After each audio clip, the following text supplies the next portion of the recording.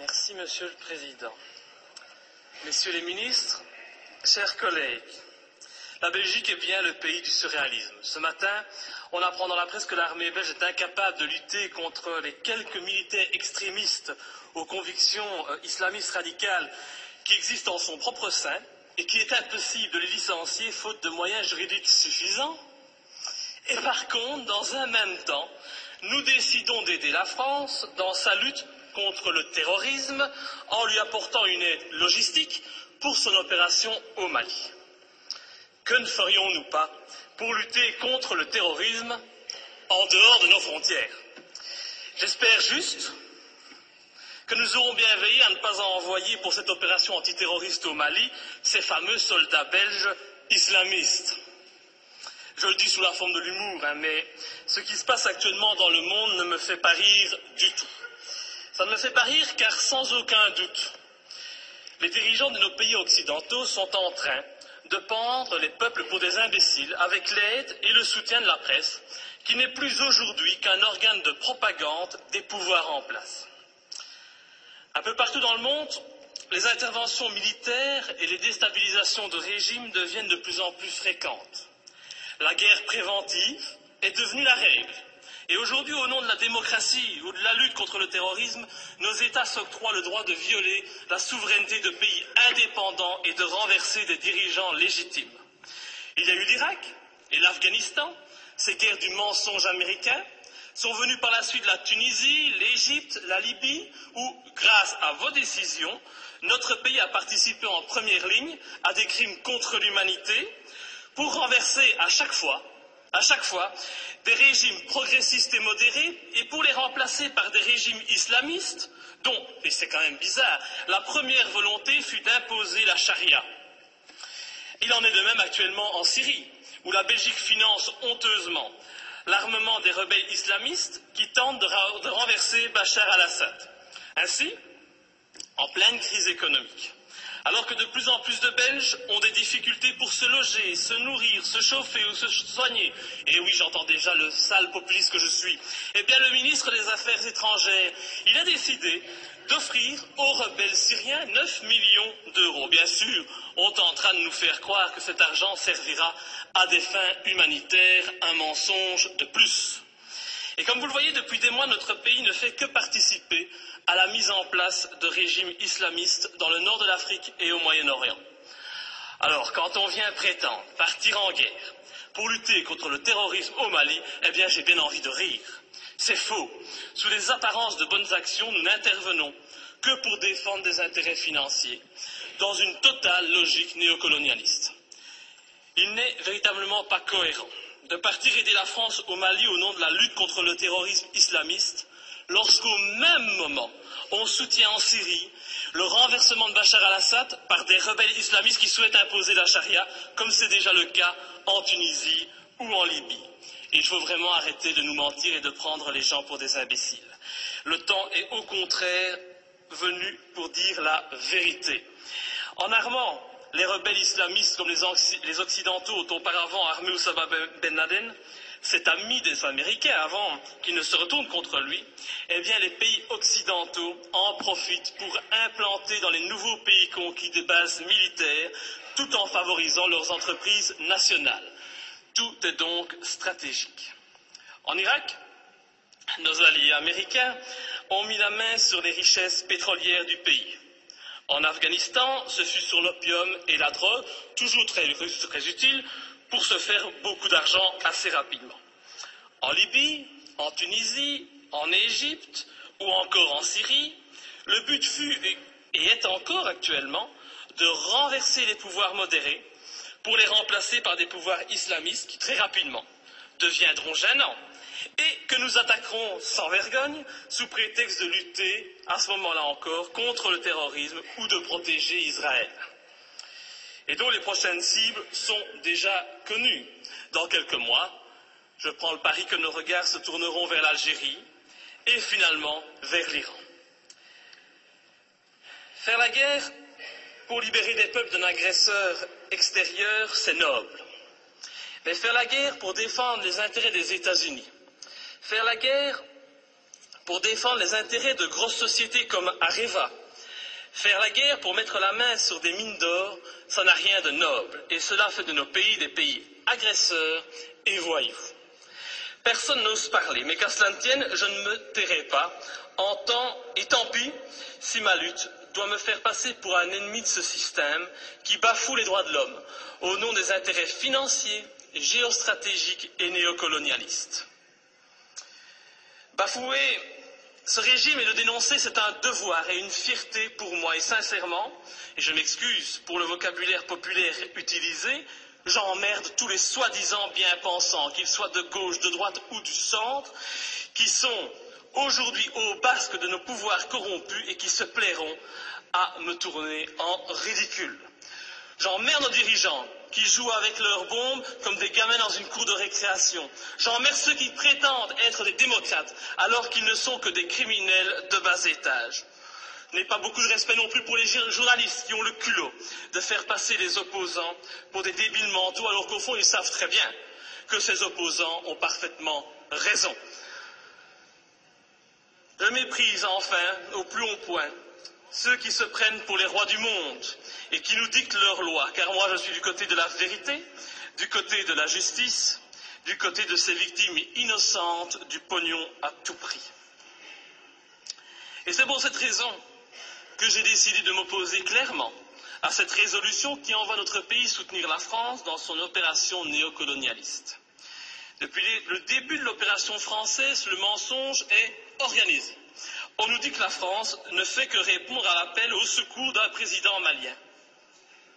On en oublierait presque que ce président n'a aucune, mais aucune légitimité et qu'il a été mis en place pour assurer la transition suite au coup d'État de mars 2012.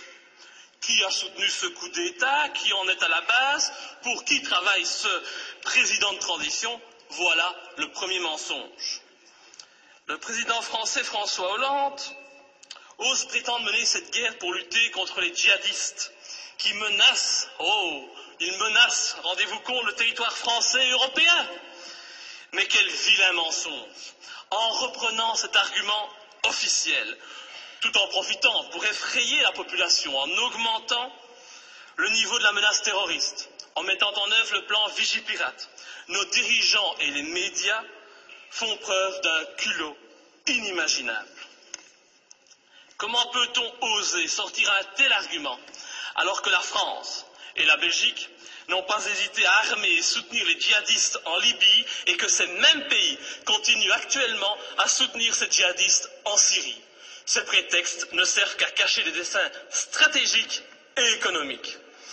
Nos pays n'ont même plus peur de l'incohérence, car tout est fait pour la cacher. Mais l'incohérence est pourtant bien présente. Ce n'est pas demain que vous verrez un Malien venir commettre un attentat en Europe. Non, à moins qu'on en crée un subitement pour mieux justifier encore cette opération militaire. On a bien créé le 11 septembre pour justifier l'invasion, l'arrestation arbitraire, la torture et le massacre de populations innocentes. Alors créer un terrorisme malien, bon, ça ne doit pas être trop compliqué pour nos dirigeants sanguinaires.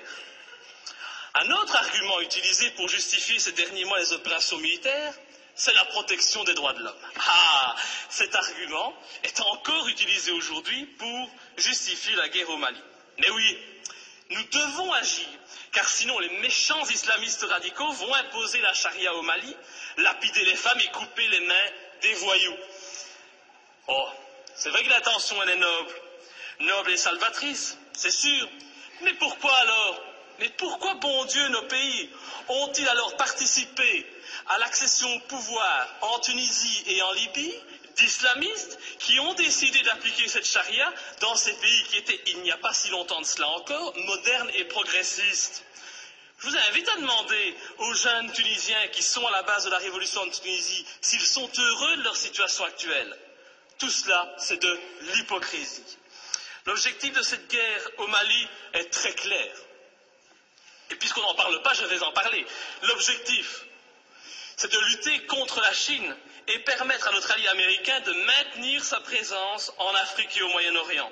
C'est cela qui guide ces opérations néocolonialistes. Et vous verrez, quand l'opération militaire sera terminée, La France conservera bien entendu des bases militaires au Mali. Ces bases serviront aussi aux Américains. Et en même temps, parce que ça se passe toujours comme ça, des sociétés occidentales mettront la main sur des contrats juteux qui priveront de nouveau les pays recolonisés de leurs richesses et de leurs matières premières. Alors, soyons bien clairs, les premiers bénéficiaires de cette opération militaire, ce seront les patrons et les actionnaires du géant français Areva, qui tentent depuis des années d'obtenir l'exploitation d'une mine d'uranium à Faléa, une commune de 17 000 habitants située à 350 km de Bamako. Et je ne sais pas pourquoi, mais mon petit doigt me dit qu'il ne faudra pas longtemps pour qu'Areva puisse enfin exploiter cette mine. Je ne sais pas, c'est une impression que j'ai. Il est donc hors de question que je participe à cette colonisation minière, cette colonisation des temps modernes. Et pour ceux qui doutent de mes arguments, je les invite sincèrement à se renseigner sur les richesses du Mali. Le Mali est un grand producteur d'or, mais depuis peu, il a été désigné, comme étant un pays qui offre un environnement de classe mondiale pour l'exploitation d'uranium. Mais comme c'est bizarre, un pas de plus vers une guerre contre l'Iran, c'est une évidence. Pour toutes ces raisons, et afin de ne pas tomber dans les pièges du mensonge que l'on nous tend, j'ai décidé de ne pas soutenir cette intervention au Mali. Je voterai donc contre. Et ce faisant, je fais preuve de cohérence, puisque je n'ai jamais soutenu par le passé nos interventions criminelles en Libye ou en Syrie, me profilant de la sorte comme le seul parlementaire de ce pays à défendre la non-ingérence et la lutte contre les intérêts obscurs. Je pense vraiment qu'il est grand temps de mettre un terme à notre participation à l'ONU ou à l'OTAN et de sortir de l'Union européenne si cette Europe, au lieu d'être un gage de paix, devient une arme d'attaque et de déstabilisation de pays souverains aux mains d'intérêts financiers et non plus humanistes. Enfin, je ne peux qu'encourager notre gouvernement à rappeler au président Hollande les obligations qui résultent de la Convention de Genève en matière de respect des prisonniers de guerre. J'ai en effet été outré d'entendre à la télévision, de la bouche du président français, que son intention était de détruire, je dis bien détruire, les terroristes islamistes. Alors je ne voudrais pas que la qualification utilisée pour nommer les opposants au régime malien, c'est toujours pratique aujourd'hui de parler de terroristes islamistes, soit utilisée pour contourner les obligations de tout État démocratique en matière de respect des droits des prisonniers de guerre. Nous attendons un tel respect de la patrie des droits de l'homme. Enfin, et pour terminer, permettez-moi de souligner la légèreté avec laquelle nous décidons de partir en guerre. Tout d'abord, le gouvernement agit sans la moindre autorisation du Parlement, il paraît qu'il en a le droit, il envoie du matériel, des hommes au Mali, le Parlement réagit par la suite, et quand il réagit, comme aujourd'hui, eh bien, cette institution n'est composée que d'un tiers de ses membres. Encore beaucoup moins si on parle des élus francophones. C'est donc une légèreté coupable qui ne m'étonne pas vraiment venant d'un Parlement de toutous soumis aux diktats des partis politiques. Je vous remercie. Monsieur le ministre des Affaires étrangères.